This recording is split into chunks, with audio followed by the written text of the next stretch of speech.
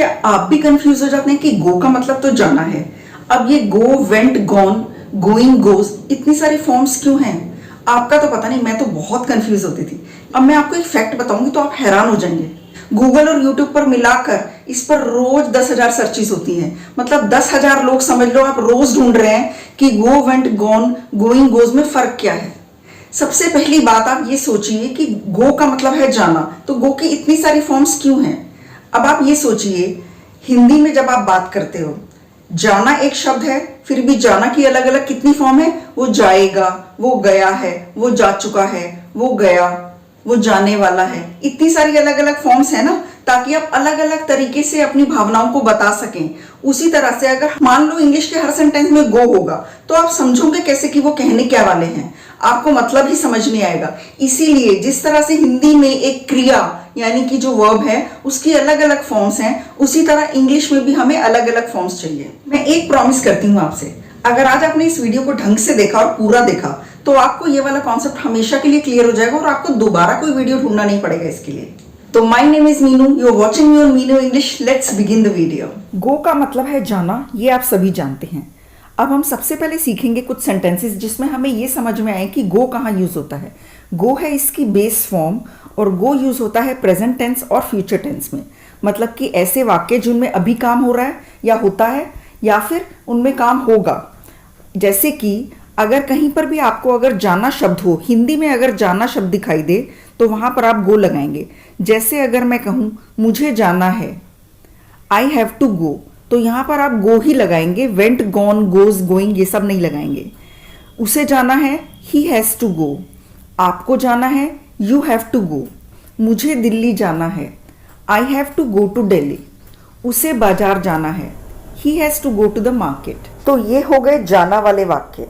अब अगला है जाते हैं, जाती हूँ और जाते हो। इन तीनों में भी आपको गो लगाना है। जाते हो कब यूज होगा? जब आप से बात कर रहे हो, मैं आपसे बात कर रही हूँ तो मैं आपको कहूँगी आप जाते हो। मैं जाती हूँ, जब मैं अपने बारे में बात करूँगी तब भी गो यूज होगा। और जाते हैं, है में एक बिंदी है, मतलब बहुवचन। हम जाते हैं, वी गो। वो लोग स्कूल जाते हैं, दे गो टू स्कूल। क्योंकि ये जाते हैं, है में बिंदी है, इसका मतलब ये बहुवचन है। अगला सेंटेंस है आप कहाँ जाते हो। अब आप इसमें देखेंगे जाते हो लिखा है, तो जाते हो लिखा है तो इसका मतलब आपको लगाना है go. Where do you go. अब अगला सेंटेंस मैं अपने बारे में लेती हूँ, मैं बाजार जाती हूँ, आई गो टू मार्केट। क्योंकि जाती हूँ में भी आपको लगाना है गो। तो अब ये चार क्लियर हो गए, जाना, जाते हैं, जाती हूँ और जाते हो। अब अगला है जाऊँगा या जाऊँगी। इनमें भी आपको लगाना है गो। जैसे मैं जाऊँगा, आई विल गो। मैं बाजार जाऊँगा, I will go to the market. तो जाऊँगा या जाऊँगी वाले सभी वाक्यों में आपको लगाना है गो। जैसे कि वो दिल्ली जाएगा, he will go to Delhi. Pinky school जाएगी, Pinky will go to school. आप बाजार कब जाओगे, when will you go to the market. आप घर कब जाओगे, when will you go home. अब आती है गो की अगली फॉर्म जो कि है गोज। इसका मतलब है जाता है या जाती है। अब जाता है या जाती है आप कभी भी बहुवचन के लिए नहीं कहेंगे। आप ये तो नहीं कहेंगे वो लोग जाता है, बच्चे जाता है या बच्चे जाती है, नहीं बोलेंगे ना। मैं जाता है, मैं जाती है या आप जाता है, आप जाती है नहीं कहेंगे। ये आप सिर्फ एक इंसान के लिए कहेंगे या एक चीज़ के लिए कहेंगे। जैसे पंकज जाता है, पंकज गोज। अगर पंकज की जगह होता बच्चे जाते हैं तो आता चिल्ड्रन गो, तब गोज नहीं आ सकता। वो क्यों? क्योंकि वो प्लूरल हो गया, वो बहुवचन हो गया। तो अगर आई, यू या प्लूरल आ गया तब आप गोज का इस्तेमाल नहीं कर सकते। तो बच्चा घर जाता है तो आप बोल सकते हो चाइल्ड गोज होम, क्योंकि बच्चा एक है, सिंगुलर है। बच्चे घर जाते हैं तब आपको बोलना पड़ेगा चिल्ड्रन गो होम। वो क्रिकेट खेलने जाता है, he goes to play cricket. वो वॉक करने जाती है, वो सैर करने जाती है, she goes for a walk. वो मेरे साथ जाती है, she goes with me. Amit उस रेस्टोरेंट में जाता है, Amit goes to that restaurant. Pinky मेरे साथ काम पर जाती है, Pinky goes to work with me. Pinky car से जाती है, पिंकी गोज बाय कार।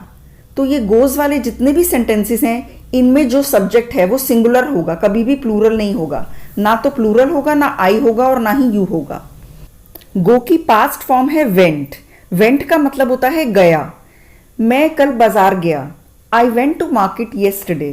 मैं कल नोएडा गया, I went to Noida yesterday. मतलब आपको वीडियो पसंद आ रहा है ना, फिर लाइक क्यों नहीं कर रहे हैं? जल्दी से लाइक का बटन दबा दो और आगे देखो। तब इसमें जो काम है वो हो गया। वो अपने दोस्तों के साथ कॉलेज गई। She went to college with her friends. वो लोग इलाज के लिए अस्पताल गए। They went to hospital for treatment. मैं दुकान पर दूध लेने गई। I went to the shop to get milk. मैं पार्टी में गई। I went to the party. इसमें आपको ये चिंता करने की जरूरत नहीं है कि दे के साथ क्या आएगा, आई यू के साथ क्या आएगा और प्लूरल के साथ आएगा। सबके साथ ही वेंट आएगा, कुछ भी चेंज नहीं होगा। मैं वहां देखने गई कि वो क्या कर रही है। I went there to see what she was doing. तो हर जगह पर आपको वेंट ही लगाना है। वेंट है उसका पास्ट फॉर्म। अब अगली फॉर्म पर हम आते हैं, वो है गॉन। गॉन होता है गो का थर्ड फॉर्म, मतलब कि पास्ट पार्टिसिपल फॉर्म। इसका मतलब होता है चला गया या जा चुका है या गया हुआ है। मतलब कि वो जा चुका है। He has gone. वो ट्रिप पर गई हुई है। She has gone on a trip. वो लोग बाजार गए हुए हैं। They have gone to the market. वो शॉपिंग करने गई हुई है। She has gone shopping. वो दिल्ली गया हुआ है। He has gone to Delhi. अब इसका एक मतलब और होता है, चले जाना चाहिए। मतलब अगर आपको कोई कहता है ना आपको चले जाना चाहिए था, तब आप लगा सकते हैं you should have gone. Should have gone का मतलब चले जाना चाहिए था। मैं चला गया होता, तो चला गया होता के लिए भी आपको गॉन लगाना पड़ेगा। मैं चला गया होता, आई वुड हैव गॉन। वो घर चले गए हैं। They have gone home. या फिर आप इसको कह सकते हो वो घर जा चुके हैं। उसके लिए आप क्या बोलेंगे? दे हैव गॉन होम। वो चला गया होगा, तो चला गया होगा के लिए भी आप लगाएंगे gone. He will have gone. मम्मी तो पहले ही बाजार जा चुकी है। Mom has already gone to the market. चली गई है या जा चुकी है या गई हुई है, तो मम्मी पहले से ही बाजार गई हुई है। इन तीनों मीनिंग्स में आपको गॉन लगाना है। मैं कई बार कश्मीर जा चुका हूं। I have gone to Kashmir several times. तो गॉन जो है इसका थर्ड फॉर्म है, पास्ट पार्टिसिपल है, और इसमें हम इस बात पर स्ट्रेस दे रहे हैं कि काम हो चुका है। आपको चले जाना चाहिए था, चला गया होगा, चला गया होता, जा चुका है या गया हुआ है। तो ये अगर आप याद रखेंगे तो गॉन में आपकी गलती नहीं होगी। अब जो लास्ट फॉर्म बचता है वो है गोइंग। गोइंग जो है वो गो का प्रेजेंट पार्टिसिपल फॉर्म है। इसमें कैसे बनता है ये? गो प्लस आईएनजी, तो बन गया गोइंग। गोइंग का मतलब होता है जा रहा।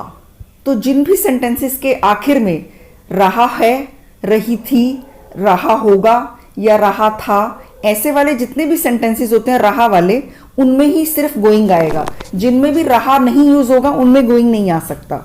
तो जा रहा, जा रही, इस तरह के कुछ सेंटेंसेस लेते हैं। हम नाश्ते के लिए बाहर जा रहे हैं। We are going out for breakfast. Pinky नहीं जा रही है। Pinky is not going. क्या तुम आज ऑफिस नहीं जा रहे हो? Are you not going to office today? वो कल स्कूल नहीं जा रहा है। He is not going to school tomorrow. अब इसके अलावा एक और यूज होता है गोइंग का। अगर आपको ये कहना है मैं एक नया बिजनेस शुरू करने वाला हूं, तो करने वाला, उसके लिए भी हम गोइंग यूज करते हैं। I am going to start a new business. मैं एक नया बिजनेस शुरू करने वाली हूँ। I am going to start a new business. तो हिंदी में भी कभी कभी आप ऐसे कहते हो ना, मैं एक नया बिजनेस शुरू करने जा रही हूँ।